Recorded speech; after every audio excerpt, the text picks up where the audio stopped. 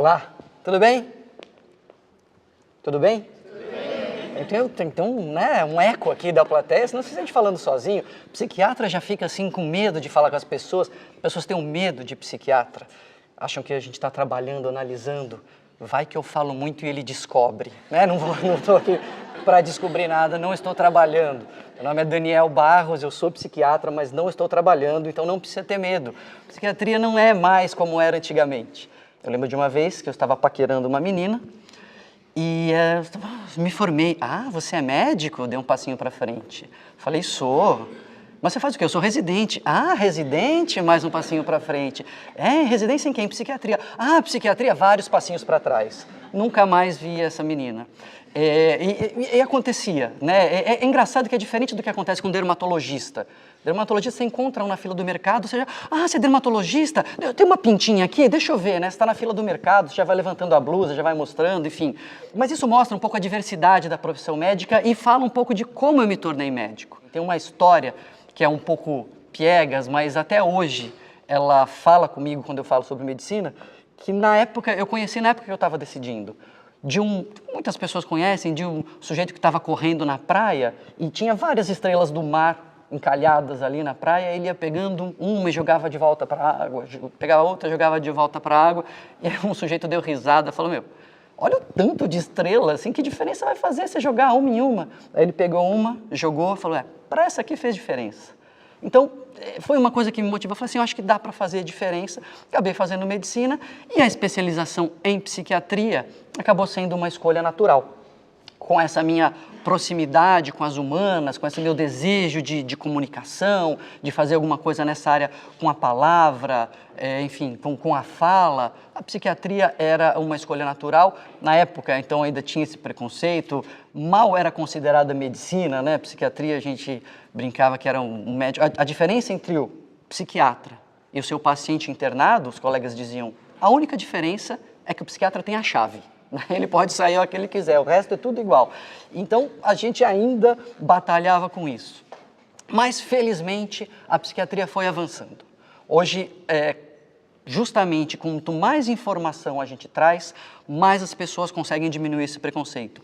E dentro da psiquiatria, eu acabei indo para a psiquiatria forense. O que é a psiquiatria forense? É um sujeito que vai fazer tradução e interpretação.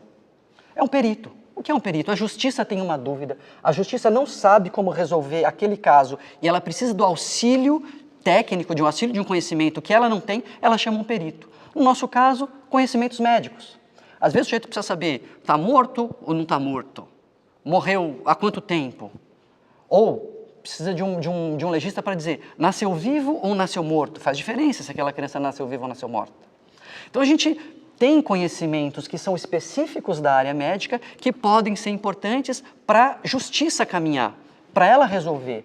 A vida real do médico forense, ele vai fazer trabalho médico, vai investigar aquele caso do ponto de vista clínico, vai tentar descobrir qual é a doença, qual é o problema e vai trabalhar um laudo, vai explicar aquilo por escrito e mandar para o operador do direito, que a gente chama, seja o advogado, seja o juiz, seja o delegado, dependendo na fase que está o processo.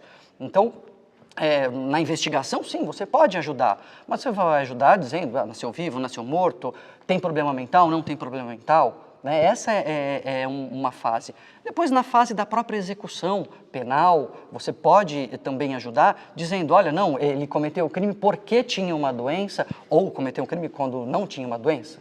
E, na maioria das vezes, preciso dizer, não tinha doença. Esse é um grande preconceito que a gente enfrenta em psiquiatria, de as pessoas terem medo do paciente psiquiátrico. Mas basta um paciente psiquiátrico fazer alguma bobagem que a gente já vai cobrir lá, paciente psicótico mata não sei quem. A gente nunca vê, assim, o contrário, né? A gente nunca vê hipertenso assalta banco. Né? Não, já viram alguma notícia assim? Diabético mata a mãe. Não tem. Mas quando é na psiquiatria, a gente automaticamente atrela, a gente precisa quebrar esse preconceito. Às vezes é angustiante. Teve um caso de muita repercussão aqui no estado de São Paulo, que um sujeito cometeu um crime muito vil, uma gangue, e assim, parecia realmente uma pessoa muito cruel. E ele teve um uma dúvida na justiça, ele ficou uma parte preso, uma parte acabou indo para um hospital psiquiátrico e a nossa equipe foi chamada para avaliá-lo.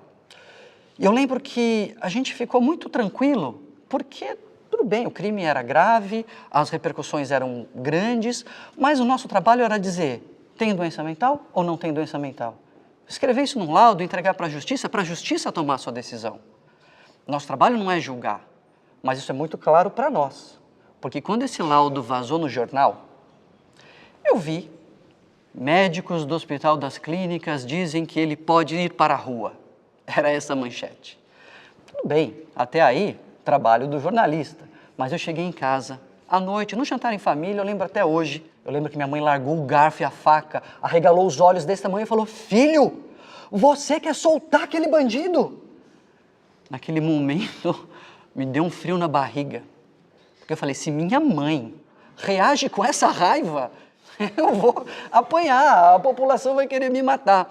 Mas, no final das contas, o que a gente precisa é justamente levar a informação de qualidade. Isso serve para quando você está na frente do seu paciente, é isso que vai fazer diferença na vida dele.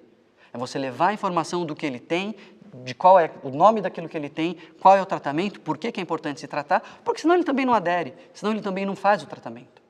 É importante esse tipo de divulgação, de replicação, de reprodução, de levar a informação de que os pacientes psiquiátricos não são perigosos, que a gente não precisa ter medo. Se você tem um vizinho que tem um diagnóstico de esquizofrenia, entra com ele no elevador e fala com ele. É muito melhor.